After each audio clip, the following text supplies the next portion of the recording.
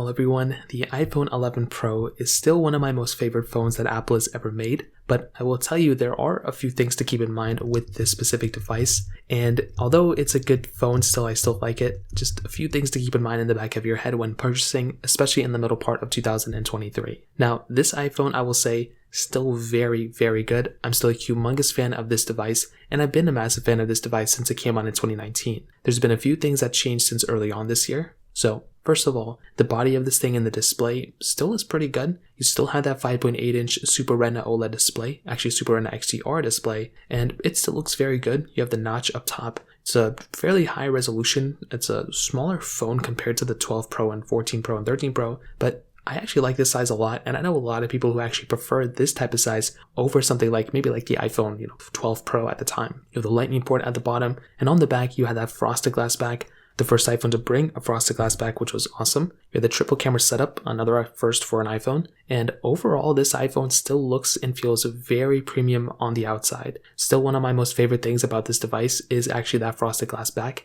And that's not really going anywhere. I don't think a phone manufacturer can remove something like that later on in its lifespan. But it's still a super nice thing that we have going on with this specific device. Now, internally, well, at least with the camera side, we were getting that triple camera setup. So wide ultra-wide telephoto lens. Still is very good. You can do 4K at 60 video on the back and on the front. So still not too much to complain about there. Of course, with the newer iPhone cameras, they're definitely a lot better. I feel like with the 11 Pro, the big thing is probably the grain. There's a lot more graininess going into a photo or video over something like the iPhone 13 or 14 Pro. But also you're missing things like cinematic mode that we have now stock on basically all iPhones. So it's not the biggest deal in the world, but it is something to kind of keep in mind there. But regardless, still a very good camera for sure. Now on top of that, I will say the biggest change we've gotten so far is with software updates. This iPhone has basically now gotten iOS 17, and I have actually installed it on this iPhone, and so far, it's been pretty much consistent with all my other phones. There's lots of glitches and lots of bugs, so that is going to be very common with any beta. So I'm not going to sit here and say,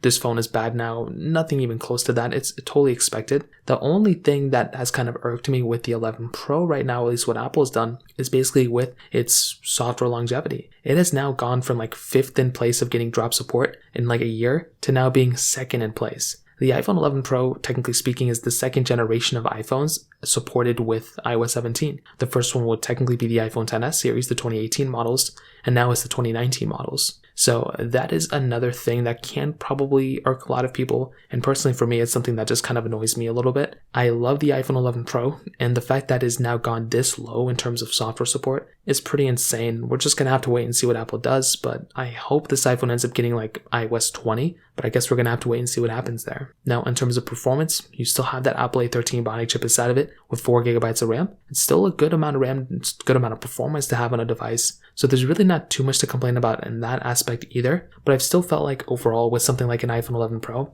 this type of phone is still a good performing device. If I had to use it on an everyday basis, I would totally be okay with it, but the choice is yours here. I feel like the iPhone 11 Pro is a good phone still and still 100% worth buying. I just don't know if it would be the first iPhone I would recommend people to buy anymore. Like I still think it's completely worth buying, but I think I'm going to have to start taking a look at the iPhone 12 Pro, considering that the 11 Pro is now technically 2nd in place of getting drop support. So I'd love to hear your thoughts about this. Let me know in the comment section below. Hit the like button, that would mean so much, but definitely hit that subscribe button. More importantly than everything else, I love every single one of you guys. Hopefully I'll catch you guys in the next video. Peace out till then.